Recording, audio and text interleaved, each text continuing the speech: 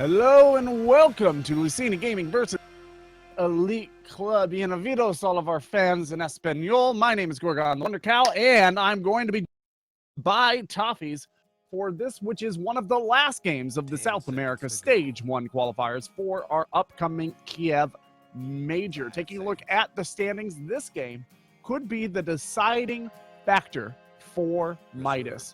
Luccini already out.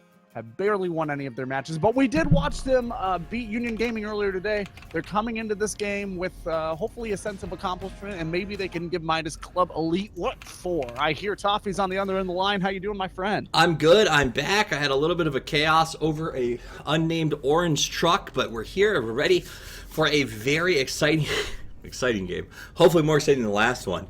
With Luccini Gaming and Midas Club Esports. I'm sure you've done the introductions already and talked about the minutia of the rankings, but for my posterity, do either of these have a chance of being in the top? Yeah, Midas should be in the top. Like they are right now. They're technically tieable by two other teams. Unknown could technically tie them if they. Oh wait, no, they're the team that just rage quit out. Unknown, I'm guessing, are disqualified at this point. Vulture could technically tie them if Midas Elite Club lose this game and Vulture beat Not Today, which is that's a tall order. So two things need to go very wrong for Midas Elite Club to have to go to a tiebreaker, but it is possible, and they don't want to throw this game away expecting Not Today to defend their seat and then have Not Today just drop the ball trying some off-the-wall baddie shit, right? And then all of a sudden, Midas Elite Club are on the chopping block when they expected to be through. So the way that might end up working out, is that Luccini Gaming should be very defeatable by Midas Elite Club. But ultimately, draft is going to make a big difference here. Rubik and Faceless Void coming out for Luccini Gaming. These are heroes that we know that they're comfortable with. We've seen them play them before, but also we have seen Rubik quite a bit this tournament. The #1 support in the tournament. In fact, the #1 hero when you combine all the regions in terms of pick rate. Slard are very, very popular hero as well as an offlaner and as a support, more often as roaming support, but he really does bend both ways. So for Midas Elite Club, they have not given up very much about their draft yet so far. The Amplify damage is very good alongside some popular current cores like the Lone Druid, who's currently banned out, but also somebody like a Juggernaut, somebody like a Shadow Fiend, all of which go very well with this Slardar. You're going to see some negative armor stacking potential coming out of the Dazzle along with that. So far, the negative armor stacking has been very successful, especially in the South American region. We've seen some good drafts sort of revolving around that. In fact, today when we watched that Complexity NP Dota game, NP's anti-armor stack worked out incredibly well. So, like, Complexity couldn't even initiate because they had so much armor destruction. So Midas Elite, they want to try to accomplish that. Now, the thing we talked about earlier, Luccini has nothing to lose in this game, right? There's a chance for them to sort of establish themselves, get some more recognition, and try some things out that might not have worked in the past, which is always a scary thing if you're Midas Club Elite, because you're in a position where you have to win this, that they are on the cusp, and they're going up against a team that is willing to do anything, literally, because there's no cost to them if they lose. Yeah. It worked out last time. Yeah, there's sort of a dog caught in a bear trap mentality too that some teams get, where once they know they're out, they just play fiercer for honor. I don't know if Luccini's one of these teams because I haven't seen them play all that often. They're not a particularly well-known team outside of the region and probably even inside of the region, but I have seen it before where a team gets out and they just really want to gatekeep, as they would say in the fighting game community. Right, they just want to do everything they can to take everyone else down with them out of bitterness. Well, yeah, I mean, but that's what sports should be. Okay, listen, even if you're out of the running, you should be fighting tooth and nail to the bitter death to not only represent yourself, but to make the other teams have a fair run, because it's important, right? When you look at the last game where we sort of had a team just give up and GG out, it's something where Infamous needs to win the game, a real game, to prove that they deserve to be in the top of the roster, not sort of get handed to them because Team Unknown is too quiet or crybaby-ish to really see the thing through. Right, and the thing is, all the other teams had to beat Unknown while Unknown was at their peak. Granted, their peak wasn't that much compared to the top teams, but it was something. Not today, and SG had to earn it. And you got to consider... Unfortunately, Infamous didn't. They didn't have to earn it. No, and it's not their fault. It's not their fault, but these teams have been grinding. This has been a long day for everybody, right? Not just the casting, the talent. These guys have been playing back to back to back to back, so they are fatigued probably way more than we are, which means that these last games, when it comes to a top-tier tie, are insanely important because it's a measure of who has the tenacity, the mental fortitude to continue winning. And when one team gets put to a hard test, another team doesn't, it really sort of takes away the value of who came with that mental tenacity to make it to the bitter end. That said, enough about harping on it. It's very frustrating, but it is what it is. This is a game that I'm hoping, after watching Luccini play in their last one and noticing Midas Club is on the cusp, this is what I hope will be a good representation of South American Dota. These are two teams who have played well. Luccini plays very aggressive, and I like their style, so I'm hoping for a lot of fun. Batrider gets picked up by Midas Club Elite and tells me that maybe the aggression is going to come from them this time around. Yeah, they like very heavy initiatives. So if the Life Stealer doesn't get picked out by Luccini Gaming here, I would be very surprised if Midas Club Elite don't pick it up. They've got a ton of negative armor. They've got good initiation. They have several Blink Dagger carriers in order to do the bomb as well. There really doesn't seem to be any good reason to not go for it, other than the fact that Shadow Demon can sort of kite Lifestealer pretty well through Rage. Yeah, absolutely. So it should be pretty interesting. Faceless Void is a pickup that I've seen, actually. We've seen a little bit here in South America. Is that something that we're seeing regionally, a lot of picks, or is it just, I mean, not regionally, is that something we're seeing internationally, or is that sort of a regional grab here? Wait, which trend? I'm sorry. Faceless Void. Yeah, that's kind of an international thing. Okay. I think a lot of teams are valuing Faceless Void pretty highly. I mean, he's not as popular as he was like 3 or 4 months ago, but he's been picked like 12 times, which puts him in around the 50th percentile. In a better percentile than, say, Gyrocopter. Yeah, Gyrocopter is a non. He's been... Well, actually, I lied. Wow. I must have missed something because Gyrocopter has been picked exactly the same amount as really? How interesting. Yeah. Well, that must maybe... it looks like if I had to guess based on the times that the Gyrocopters are being played, it looks like it's CIS and China, or CIS and Southeast Asia. Very interesting. I don't have the exact stats, but that seems like a reasonable guess. Gyro, always fun to watch, and lane should be interesting. Terrorblade picked up. Remember, you talked about earlier, if you don't have a counter for him and a wave clear, get rid of him off the map. Is Gyrocopter enough wave clear to deal with the Terrorblade? Yeah, I think so, unless the Terrorblade just gets off to an absolutely demolishing start. I think the Gyrocopter is a pretty good play. So it'll be fun to watch Midas Club Elite use the Terrorblade.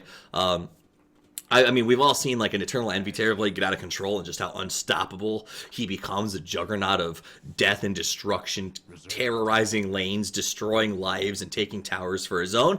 The question is there a player on MCE who has the ability to find the space and the farm to make that Terrorblade functional? Because that's a hero who you don't just go out and start dominating with, right? You have to really sort of build him into where you want him in terms of what his purpose is. Yeah, I think, honestly, it's starting to look like Midas Elite Club are going to try to do a 4 distract for 1 style strategy, where you've got a Slardar, Dazzle, Batrider, and some mid laner coming out and trying to start team fights very early, maybe aggress on the towers relatively early, just kind of stand out and be visible, while the Terrorblade is farming and not being focused on. And Boker doesn't necessarily fit that strategy, though, so maybe I'm reading it wrong. He needs to get like 10 to 12 levels before he's really ready to start kind of nonsense. That's true. That said, though, I mean, if they depends on how they sort of run him, they can use, I guess, clip towers a little bit early. It should be interesting. Right now, it doesn't look like Terrorblade's going to have enough space to come online when he wants to, but a lot of that's going to depend on how Luccini executes. Midas Club has been the better team through this tournament. Templar Assassin picked up to go against the Invoker in the mid. That's a really great matchup there. It should be fun to watch those two go head-to-head. What do you think of the drafts? Let me get your opinion on whose draft, skill level aside, is coming out on top. Okay, so I think Midas Elite Club's draft comes out on top for a couple of really small but important reasons. For example, the Terrorblade is a really good hero Templar Assassin. With all those illusions floating around, Psyblades does not pierce illusions, which makes it very difficult for TA to control the throttle of a fight after like 10 minutes against a Terrorblade. I think Faceless Void does not have a lot of heroes that synergize super well with him. Like the Gyrocopter Wombo is there, but TA has a little bit of difficulty unless there's something on the outside of the Chronosphere that she can attack through. Whereas I think Invoker pairs up really well with the Terrorblade. That's a lot of confusion and control. I think that the Terrorblade is mostly physical damage, which pairs up well with the negative armor coming out of the sports. And it really, in a lot of ways, is going to come down to two things. Will space be created for the Terrorblade? And will the Batrider find his initiation? Okay, that's the question. My Demon Q asked for a little bit of time, as it looks like a smoke was popped as soon as the spawn came out. Let's do a quick introduction of the two teams, since we have a second. Luccini, the gentleman trying to make a name for themselves and hoping to put the stopper on Midas's advance to the top. We played by Dasket on the Gyrocopter, Gion on the Faceless Void. We're going to have Shadow Demon played by Zinderels. My Demon's Q999 is going to be playing the Rubik. And last but not least, the man without a name will be playing the Templar Assassin. All right, and here on the Radiant side, that's Midas Elite Clo. We got Bardo slithering around on our Slardar. Sooths is on the Invoker. Ellis is going to be burning up on that Batrider. Theolicor is on our Dazzle, and fucking A is going to be taking that Terrorblade out. Sounds about right as these two teams get underway. Let's see, where's the TP going for Slardar? Looks like he's going to be landing at the mid lanes for a quick... Is he putting down a ward? No, he doesn't have a ward on him, so... That's surprising to me. I'm not sure. Maybe he's in the process of right-clicking it. You know, he might be, and he might also be in the process of getting a ward from Dazzle, who's that's true. in the right direction to make it happen. Alternatively, maybe he's just trying to get out there to make sure that his mid lane doesn't get warded. Sit there undercover smoke. Fair. If Luccini come up to ward. There are layers of mind games that happen when you're talking about smoking and warding at this level. It's like unpeeling an onion watching South American Dota, and that's what I love. Layers on layers. Makes you cry? Is that what you're trying to say? The last one made me cry. This one smells like it's going to taste great. I like how you pulled that around. That was very professional. I appreciate it. Never mind. I was going to try to make another pun, but I can't do it. I just can't do it. We've done too much. All right. So let's take a look at how do you think the laning is going to break down? Are there any potential surprising things? It's going to be pretty straightforward. Now, looking at pretty straightforward. Midas, who's the support here? Is it going to be the Batrider or the Slardar? Slardar is the support. Okay, just making sure. Yeah, so it's going to be a Slardar probably roaming. Batrider at some point in time is probably going to jump into the neutral jungle in order to stacks, and Slardar will catch up in the Batrider's lane at that point if he can find safety while doing so. That's a pretty standard rotation technique when you have a Batrider. You want more of a semi-core support because the Batrider will inevitably be able to farm faster in the jungle than he can off lane anyway, so you might as well get somebody as a support who really benefits from levels like a Slardar does. Since there's going to be an empty lane, too. Cool. Well, let's watch to see which way these guys go. I guess we'll admire some of their... Okay, thank God. Thank God, Gian. I've gotten to the point where I was about to check the effigies. All right. I'm you know me. Like, I'm a Dota. I've got the track Dotas up for all the live games while we're casting just so I can keep up on what's going on in other regions and games. The unknown game, because it was paused when everyone left the lobby, that's still going. Nice. On the official ticket. That's going to throw off longest game. Longest game was qualifiers, 12 hours. All right, so Bardo did go down. He did get a ward. It looks like, I don't know if he purchased it or got off a Dazzle. Either way, it's a good starting ward. Lots of vision. They're going to know what's coming in mid lane before it comes, and it was out there, so nobody has any idea that it is in place. So a nice little early play there coming out of the guys from Midas Elite to show why they've been doing so well in terms of the top half of this tournament right now. Midas Elite then sends the Batrider up here. It looks like he wants to try to get a steal on this room, but it's pretty risky business. I think he's going to be best off going back to his own side. All the smoke, yeah, they're pinging it, but I'm not that... Slardar picked up and thrown back. Nice stun, though. That might be just enough to get Bardo out of this. And the slow from Lee. Yeah, perfect. They might be in trouble if they don't stay as a team. Uh-oh. It's like a herd of zebras. Everybody got to run in the same direction, or somebody's going to get picked off. And these were a bunch of lions waiting to make that happen. They will manage to get themselves to safety. Batrider wishing he had stayed up here on the rune because he would have been able to take it and get back to his side, but coulda, woulda, shoulda. I guess you could argue maybe he was able to detour the potential gank, though it sounded like Slaughter could have got out of that on his own.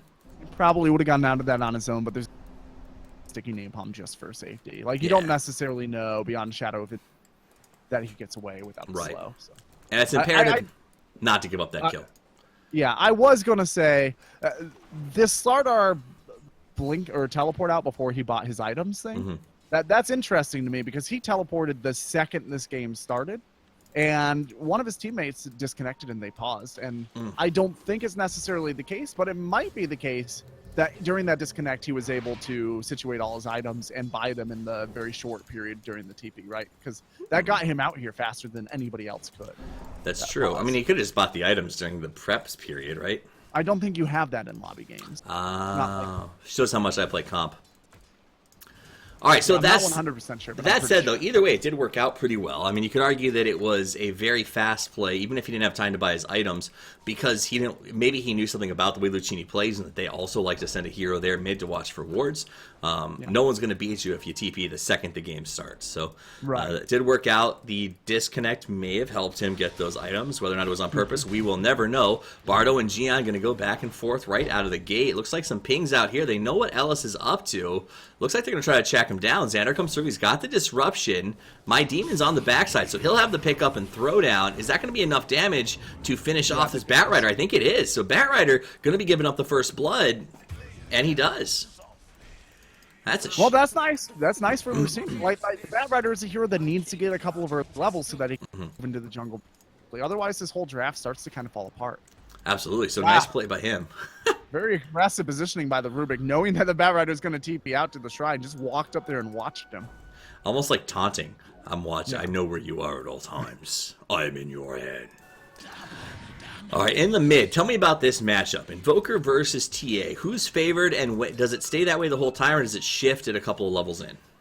I think TA is pretty decently favored in this matchup. I don't have any numbers in front of me, but there's really no way for the to lift up refraction, and he doesn't really have any kill spells.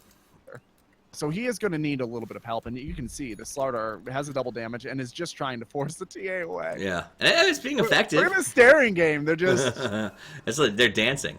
They're dancing. They're just holding each other's hands. Down the bottom, by the way, Gian is at about a little under half health, has almost run out of regen, so he's having a little bit of a hard time competing here with Funkin' Ed, who's had a good job had help from rotations to make sure that Gian doesn't get himself up and running the way that Gion's hoping to. Yeah, and remember, fucking has levels and farm. Very important. So, all right, so they're going to keep attacking. Go ahead. I was just going to say, we mentioned how the gyrocopter does pretty well into a Terrorblade at a lot of stages of the game. And so the Terrorblade is already going to be playing into a little bit of adversity, and you don't want him to be going into that underfarm as well. Right. So doing everything they can to make sure that he's secure. Gion's trying to find farm where he can as Theolacor keeps an eye on him, tries to steal a few last hits with a Shadow Wave and do some harass from the high ground. Terrorblade happy to get those last hits. Potential gank. Did they pop the smoke? Yes, they did. They're coming in. The bait is there. Stooths wants the kill. He might be able to get it. No, refraction. Wow. Then the grab. This is bad news bears, and Sooth will go down. Perfect nice bait. Turn. What a bait. I mean, that was some next level bait by Luccini. He knew the refraction was coming off, played it to the bitter end, then refracted, and there was Shadow Demon to make the kill happen. Yeah, man, after that last Luccini game we watched, and then this Luccini game we're watching right now... I feel bad they're on the bottom. Yeah, you start to wonder how they're eliminated already. Like, South America must be stronger than people give it credit for, because this team is playing pretty well. It's also possible that Luccini's one of those teams that sort of thrives when they don't perceive themselves as something to lose, right? These are guys who came to the open thing. Yeah, they came to the open qualifier. They're used to the meat grinder. They made it to qualies, and they start to think to themselves, guys, majors are around the corner. We got to tighten up. We got to play real Dota. But in reality, they seem to specialize in that style of Dota we learned to love with CDEC a couple years ago, which is, let's just get crazy, baby. Yeah. So Invoker sitting here having gone down there, that's a very, very painful loss. He was expecting to grab some reliable gold, and now he could have bought his gloves of haste before he went down. He didn't end up doing it. I think that the death honestly caught him off guard a little bit, and it's going to be a little while before he has Midas up. Absolutely. Gold lead is about 400. XP is dead even, so still anybody's game. There's moments in your life that make you question your choices. One of those moments is when your wife comes in and drops off a cheeseburger and french fries at your casting desk for dinner, and you're using both hands to run the camera. Oh, well, hope your camera caught that. It's a Sunstrike onto the Ancients. I was like, I feel like he... Okay, so he very wisely gets the scout. It was Thealacor basically going up and down onto the high ground, keeping vision of how low he got. And they do get another really good pick. And this is just... That was nice play by Midas. That's the kind of stuff that we know Midas used to get to the top of the bracket. Just like this rotation that we're seeing coming in from Bardo here. If they can try to lock out TA. Her refraction is going to be off a cooldown in a second. So they can try to force it out. Meanwhile, on the bottom, Midas will be pushing this tower very aggressively with the Terrorblade. Yeah. All right, here comes the gank attempt. They're going to make the sprint. There's the first stun. Nice refraction, though. And it's going to go ahead and make Cold Snap not really relevant. Yeah, that mid pressure that they were just applying that you were watching, exactly what happened to you, where you were sort of distracted by the fact that there might be a kill going on in the mid. It also happened to Luccini, right? They just lost the bulk of a tier 1 tower with no rotations, while Gian's just screaming for help down here. Exactly. It's very, very nice decoy tactics. Right. So this Midas seems to really have a control of understanding map and awareness, whereas it seems like Luccini just lives on sort of a brute force sort of mentality. Gian here could be in some trouble. Thalakor going to come around. He's got the jump, so he'll negate the damage, but again, he's just forced back. Every time he tries to find a position to get a little bit of farm, or heck, a little bit of experience, Thealacor shows up out of nowhere and just forces him backwards into suffer again. And the other big thing that we love about this Dazzle pick against him is Poison Touch is that sort of slow tick damage, right? So he can really harass, and there's nothing that Void can do to sort of take, make it less relevant. Right. Harassing a Void down to a critical level very slowly over time is something really effective. Yeah. And there's nothing quite like the tiny right click of a Dazzle to slowly harass you down over time. Yeah, I hate the sound Dazzle's attack makes, by the way. It's like one of my least favorite things.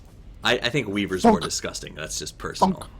I love Weaver, so I'll listen to that sound all day long. I hate cockroaches. I can't help it, man. Every time I hear Weaver, my skin... Yeah, every time my skin crawls. Sorry. This tower's going to go down very soon if they don't have a rotation down bottom. And as I say that, the Shadow Demon comes in. The 2 is not enough. Yeah, a third one coming in. And that's going to be the Gyrocopter. They're actually getting ready for a Chronosphere combo. Yep. Let's see if they manage to land something good. Calldown's up. Lots of Shadow Poison stacks potential. Gian's got his chance to jump in if he wants to. They would like to get more than just fucking Ebb, but they will settle for the Terrorblade if they can get him out of position, right? I mean, that's a massive kill to slow him down. Everything depends on slowing Terrorblade down, making sure he doesn't get off and running too fast in this game. And now we're going to see a smoke rotation coming out of the Shadow Demon. It's going to be scouting around, goes behind the tower with the vision. The Alacor will be TPing away, which means... Oh, they took... Where's Terrorblade? Took him to the top. They completely just left. They said, F that gank. How did they know? They saw the TPs coming in for up near the tower. Like, they saw the Shadow Demon come in. They saw the Void there, and they go, oh, they're gonna defend. Okay, well, we'll just go somewhere else. And free tower. What a great play. Tower. You know what? This is a story of two different styles of play, right? Like, Midas was just like, you know what? We see your map awareness, and we raise you a tower push. That was, I'm happy to see that kind of awareness. Meanwhile, Midas up on the high ground, they're waiting for him to walk in, and they do. Firefly will eat through refraction charges. TA's got nowhere to go. Refraction will be back up in a second. They have everything they need AoE-wise. Mel's not going to help you here, and down she goes. So they do. Midas Gaming, Midas, are honestly, they're just out understanding Dota. Yeah. I think Luccini are playing technically a stronger game in terms of individual performances, but the scouting from the Dazzle that didn't tip off Luccini that there might be a Sunstrike coming. The rotations have been really spot on. And Midas understand that they don't have to fight. There's no prerogative for them to do that. They can just continue to strip towers, and until Luccini figure out what's going on that strategy, they're going to continue to be one step behind the entire game. Now, I should say I was interested in watching up top. They used the Faceless Void's Chronosphere on the Terrorblade to what looked like try and get a kill, knowing that they didn't really have the damage for it, and that distracted me as well as distracting Midas, because Invoker got picked off on the bottom by the other 3 heroes. So, in the mid. So a nice play by them again to draw Luccini to draw attention somewhere else and try to get themselves a pick off. So both teams playing very well. I mean, the Goldie's only 500 here at 10 minutes. The XP is less than 250. So this is literally an exact opposite match from what we saw last time around. Both of these teams playing very, very well. Well, it's the exact opposite of what we saw last time around, in that both these teams are playing. Right, that's true. From what we just saw. But we've seen a fair amount of sort of teams getting out to an early start in South America, and while other teams have been able to pull it back, we see masterful laning phases sort of run up against bad laning phases. And this time, both teams really working aggressively, rotating. If a lane's not working, immediately sending someone to another location. The kind of stuff you want to see at this level. I think there's trouble ahead, though, for this Templar Assassin, who does not have stacks to knock down, as far as I can tell. Yeah, there are no stacks for her to knock down on this entire map.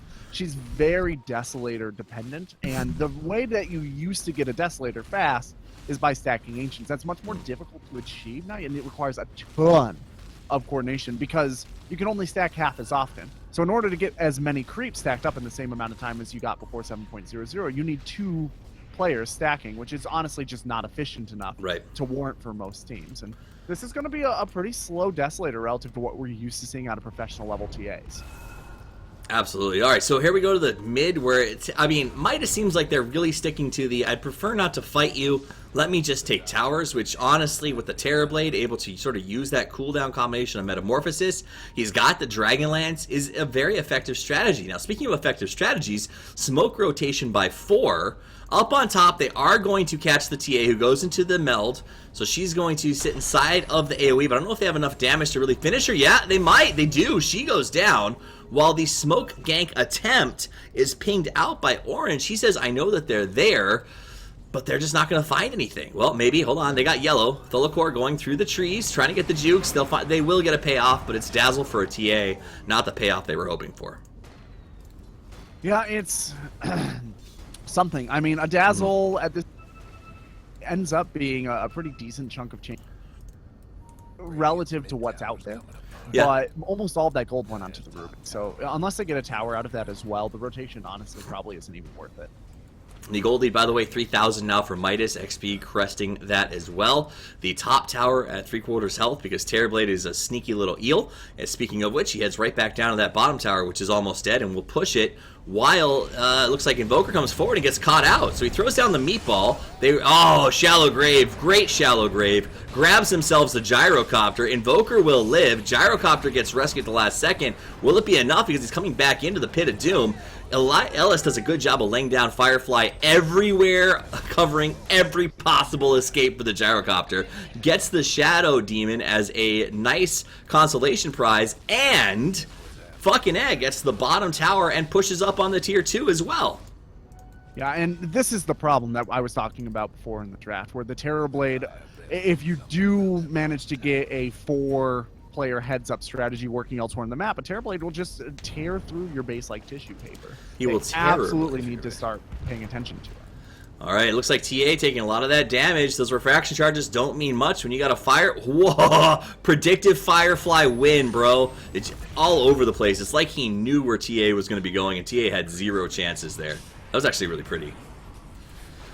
Yeah. It may backfire, though, as he gets caught himself. He'll happily take the TA, though. And it looks like he might get out of this. No, there's too much Shadow Poison on him. Oh, he didn't have enough mana to cast out one more. He needed one more Shadow Poison, and he was short.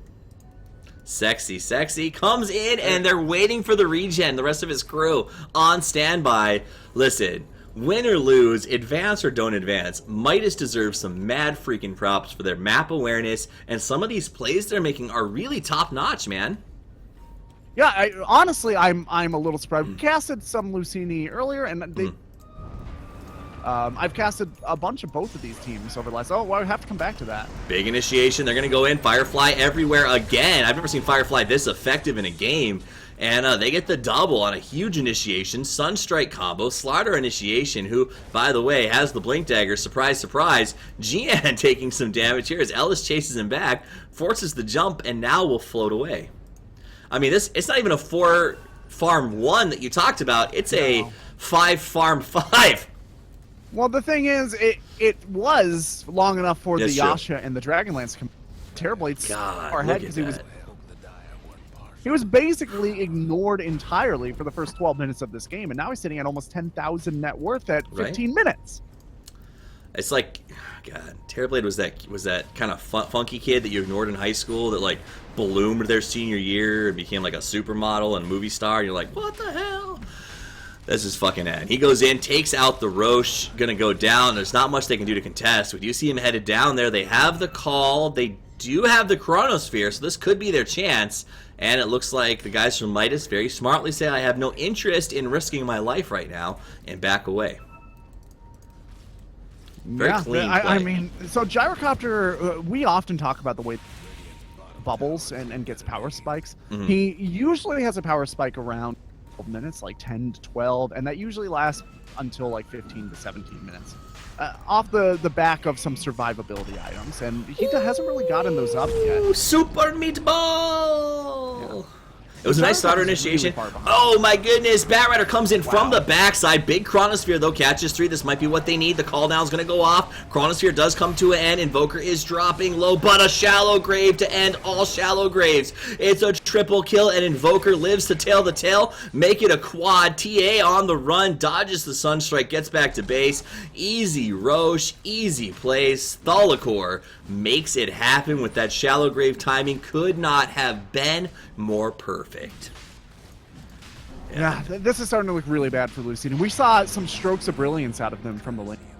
But the game sense is just much better from Midas. Their awareness around the map and their awareness of how to approach the power spikes that are supposed to be coming out of Luccini has really allowed them to carve out several areas of really advantage that they should not have had into the Gyrocopter Faceless Void lineup. Like, their decision to dodge fights, while the Gyrocopter Ultimate Faceless Void Ultimate combo was as potent as it would be, was absolutely spot on. Yeah, I mean, and it's really just all comes down to awareness and rotation. I mean, even in that fight, instead of straight engagement, Slaughter harasses while Batrider blinks to this location instead of your traditional sort of engage from wherever you are, and sets up a Firefly escape block. So literally there's zero way for his opponents to escape without taking massive amounts of damage. So everything that Midas is doing is they're delaying their attack for a second or two and saying, how do we maximize damage output? And it's paying off in dividends. I mean, right there. Slaughter comes in from the opposite side, took the time to make the wraparound work. TA goes into phase shift, but isn't going to matter. They've got the damage and they've got the vision every single time. Yeah, they're just falling so far behind. I mean, it's 13,000 gold lead. That's almost 1,000 gold a minute. This is huge. Yeah. Well, we're starting to see a lot of these, too. These sort of really one-sided games. And I think the true test of a team is not necessarily how often you're ahead, but how do you respond when you're this far behind? That is true. Because Luccini do have the potential to maybe win this, but they need to be making far fewer mistakes than they've been making, and they need to get their opponent overconfident and then take advantage of that confidence. It's a very, very difficult task. So it looks like Luccini will try to stop the push, but they're not backing off because meanwhile, Sooths, working the split push with those Forged Spirits, will take out the tier 2. They're pinging saying maybe we should attack, but they're not going to be able to. Terrorblade's got everything up right now, and they'll lose 2 tier 2s just like that. I mean, and Gorgon, we talk about the gold lead, okay? So they're almost at 1,000 gold per minute. The problem is that didn't start until 12 minutes into the game. Literally at 12 minutes, I commented on how close and evenly matched this game was. Yeah.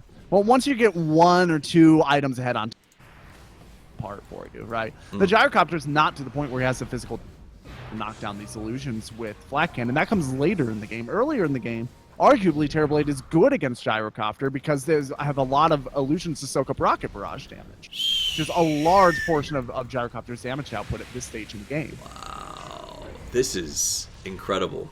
All right, so the Shallow Grave does come out. Fucking Ed goes for the swap. He's back to full health. Can nuke from outside the void. Chronosphere. Chronosphere does manage to get a kill on the Bat Rider. Here comes the Tornado Rescue, and Gian will go down.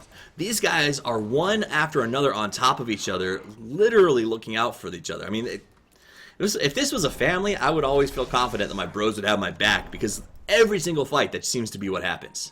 You know, once again, just the game sense and the coordination of this team has been really impressive this game, especially as a couple of their laners seemed like they were getting outplayed. Yeah. They've really made up for it with these other aspects that are arguably more important aspects of professional. They do walk into the second call down shot. They see that everyone is around for defense, decide not to stick with it. Ellis is going to head down and give himself a little bit more farm as they rotate, decide we've got the tower. Now it's time for a few sanctuary clears, so they'll lean into that sanctuary very quickly. Fucking Egg going to be able to do it almost by himself. If they TP in, it's way too dangerous without vision that they don't have right now. Meanwhile, Batrider finds himself some TA. The Sunstrike, the Firefly takes off refraction charges, slows her down, locks her in place. The TP won't go off in time, and it's a kill. Ellis gets it with a little bit of help from his friends. Very nice grab, but I'm really starting to wonder how long Luccini can stay in this game. You know what I mean? Like they need to make something big happen. It can't be these one-off little skirmishes. So the Ellis does go down, but he'll be happy. The TA is always something that he wants to get his hands on. I will say that every time he's gone solo picks on TAs, Shadow Demon has shown up about 3 seconds later and made him regret his decision, or almost regret his decision. So Shadow Demon just a few seconds too late to these fights to really make a massive difference. Gold lead almost 20,000, XP in well north of 10, and this game feels like it is becoming almost impossible for the guys from Luccini to get back into it. Speaking of that, how does Luccini, if you're in their position, you're watching your Sanctuary die at the hands of a overpowered Terrorblade, how do you get back into this? They need Midas to overstep, make a couple mistakes.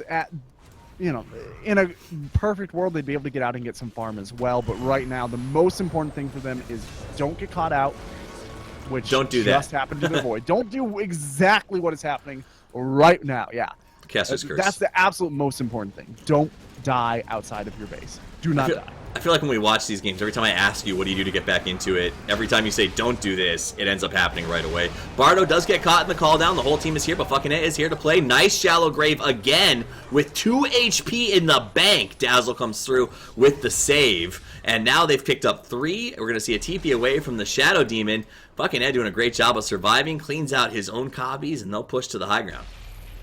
Dude, Dazzle is Johnny on the spot, bro. Yeah, he's been a very, very strong support in this game. I mean, he has saved the Terrorblade several times and allowed the Terrorblade to get up to 5-0 and 6. Slaughter has been really good with his initiations as well, but if I had to pick an MVP, it'd probably be this Dazzle. Yeah, for sure.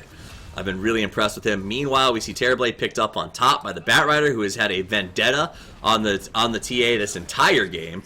Meanwhile, we're going to keep using disruptions to try and push back fucking Ed, but so far it has not worked out. As it will not for Rubik. EMP goes off. They've got the second tower. Expect them to keep pushing as there is no TA and there is no Rubik. And fucking Ed is still almost at full health. 30 seconds till he has his Sunder back off a cooldown. He's got the Hurricane Pike should they try to engage on him. Bardo gets the stun. Faceless Void is going to jump to safety, but how much time will that really buy him? He does have Chronosphere up if they can hit it at the right time. Melee Rax is down, and this is what I like to see. Midas playing the safe game, knowing the situation they're in, falls back, regroups, and then comes forward when they're ready. Yeah, I don't think there's anything that can be... Midas just march into the fountain like lemmings off a cliff. I feel like there's just not the damage here to kill them. Yeah, I feel like Midas's caller is making some really good decisions, and also whoever is making the calls, his team is very effective at listening to him because it's happening on a dime. You're seeing them fall back at the same time. You're seeing them stop and reverse initiate at the exact same moment. So whoever's making the calls is doing a great job, and the entire team is on board with them, and that's something you don't get to see often enough. Yeah, I would 100% agree with that. And at this point, they're down 1 barracks. It's not necessarily... Actually, I'm going to come back to that. Illusions. Rubik illusions are... That's a silly spell to have stolen. He's going to make a Rubik army, and that's the solution to this game, Toffees. Little by little, Rubik wins the game. One Rubik illusion at a time. I think he just wanted something to steal. You're at that moment where you're like, oh, let's get some scout. It was a ward. He wanted a ward, see? Yeah, I mean, it's something. He's literally just letting it hang out, microing it forward. Yeah, and a smoke up here, and that's just a void dead again. He has been cut out a lot. He needs to avoid having that happen. Yeah, he really does. It's not working out in his favor. The gold lead, by the way, is almost 30,000 at this point. So we have passed the 1,000 gold per minute mark. XP about to hit 20,000, and Midas will just go up to the high ground and start to burn some things away. Now, this will be the last stand, presumably by Luccini if they come in here. Nice grab on Ellis, but the 4 staffs are there. There's the jump in. They catch Gyrocopter. The EMP will go off. Lots of damage. What? Oh, my goodness. He's melting from those Terrorblade snowballs. Those are snowballs of death flying out of his hands. And they get an easy quad kill, buyback on the Shadow Demon. And he stays, the rest of the team stays to mess with him, while Terrorblade just says, I'm going to go ahead and finish up the tower, guys. Yeah, and this is going to be That's the the GGWP, and with that, I think that South America is locked in for the next stage.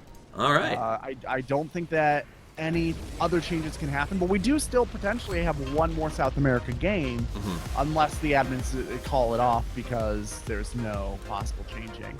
But let me see, what is that last game? So while he checks that, guys, we've enjoyed you listening in. Hopefully we have one more game. It may be put on hold, so we'll keep you updated as we go along. My name's Toffee. You can find me at Toffee's TV. And my co-caster, the man in charge, is Gorgon the Wonder Cow. You can find him at the Wonder Cow over on Twitter. We're going to stick around and keep the stream up on the away screen.